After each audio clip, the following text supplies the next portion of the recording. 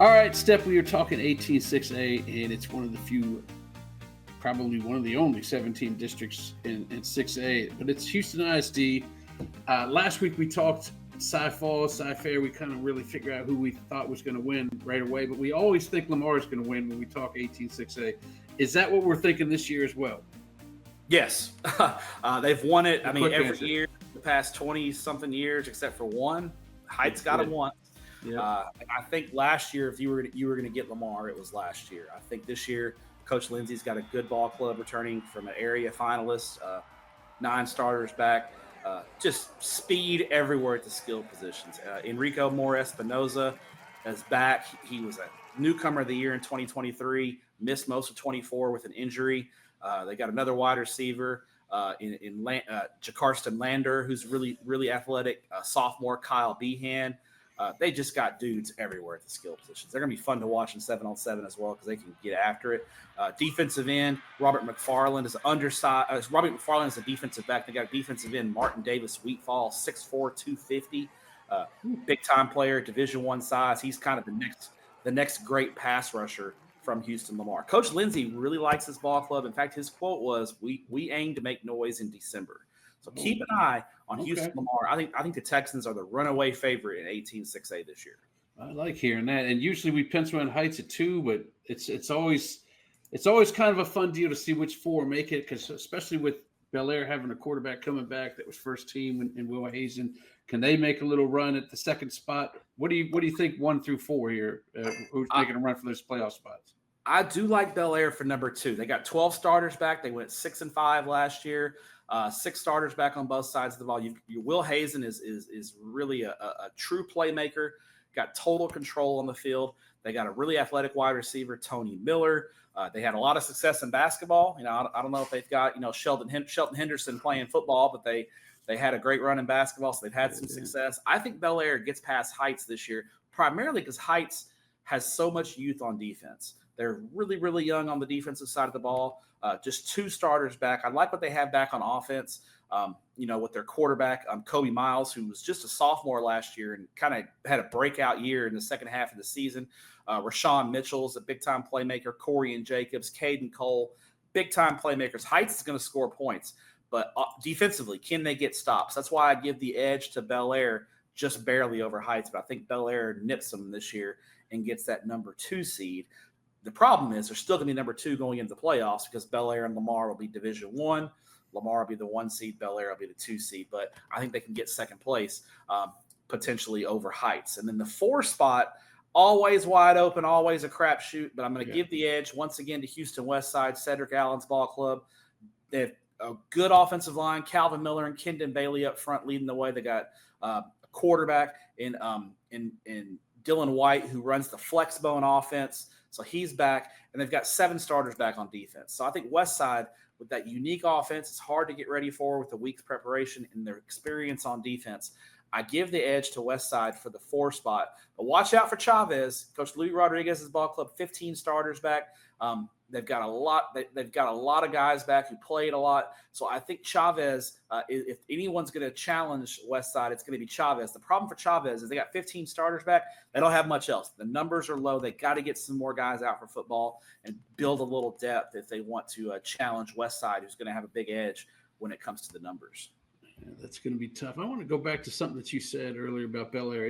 You've been around high school sports for pretty much all your life. Is that the thing? Can you pull momentum from another school and put it into, or another sport and put it into your football team? Seeing how the success they had, points away from winning a state title, can you do that? I think in the smaller schools you can, because a lot of those guys are playing both sports, and so when you learn how to win, and you have a winner's mentality, that can take over. At a place like Bellaire, not as much, because I don't think they have a lot of football guys that are playing basketball. So I don't, there's good vibes going on for sure, and everybody's fired up and there's good vibes. But I think the translation as you go up in classification is reduced quite a bit, because you look at a team like Columbus last year, win state in football, they go to the state championship game in boys basketball. A lot of the 6-man, if you follow 6-man football, a lot of the football state champs in 6-man also win state or go to state in basketball. So because those athletes are doing everything. But I think as you move up in classification, it lessens for sure. Well, let's and one last thing about Lamar. Let's talk about Lamar because they feel a little Southo Cliffsy, meaning that they have to really challenge themselves in the non-district. If you're saying their heads and tails in district play, because I mean, if he's talking about December, he's got to get his team challenged at some point. Maybe putting you on the spot here, but talk about some of the teams that are playing in the non-district and maybe how I'm looking at it right now. Atascocita, Summer Creek, Clear Springs right away tells me he is doing that.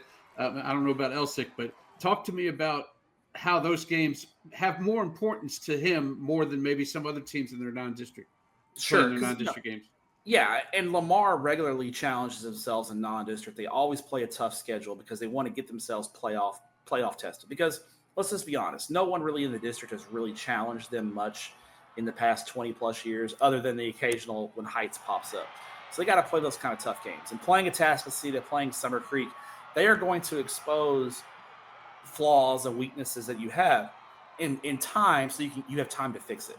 You don't want your flaws and weaknesses exposed in the bi-district playoffs, the area playoffs, because if they do, you're airing up basketballs and the season's over. But if you do it in week 1 or week 2, you got 8 weeks to identify guys who you can fix, some adjustments you can make to your scheme, that kind of thing. So I think this is nothing going to do, now I think Lamar this year especially wants to be more competitive in those games. They really weren't competitive in those games last year. And they were young last year. They lost to Atascocita 35-7, Summer Creek 52-0. Now they gave Clear Springs a run. They lost by 5. So I think if you're a Lamar fan, what you want to see is we need to beat Clear Springs this year, which is a very winnable game for them. And I think be more competitive with the Atascocita and Summer Creek. Not saying you got to beat Atascocita or Summer Creek. That's a tall order. Not saying you got to beat them, especially in week 1, week 2. But if you're more competitive, play them tight, play them in a 4-quarter football game. I think you can build that confidence. And then maybe if you see those guys again, Atascocita again in the playoffs, maybe you feel a little bit better. Because Lamar played Atascocita in the 3rd round 2 years ago when they were 12-1. And, it was a game for a half. It was really about a 3-quarter game. And then Atascocita kind of pulled away in the 4th quarter. But that's what that's what you want to see if you're a Lamar Texans fan. I can dig it. All right, run me down 1 through 7 to close this out. All right, let's go. Lamar 1, Bellaire 2, Heights 3, Westside 4. We're going to go Chavez 5. We're going to go 6, Wisdom, and in 7th, Sam Houston, Math and Science Tech. Yeah, go back to working on that math and science, I guess, instead of playbooks. Hey, we're going to dive into that Katy district next week, so that'll be fun to hear your thoughts on those teams because a lot of them went pretty far, as they normally do. Got Katy finishing 9th. Stay tuned. Oh, my goodness. This guy's crazy as hell. All right, buddy. We'll see you next week. We'll see you next week.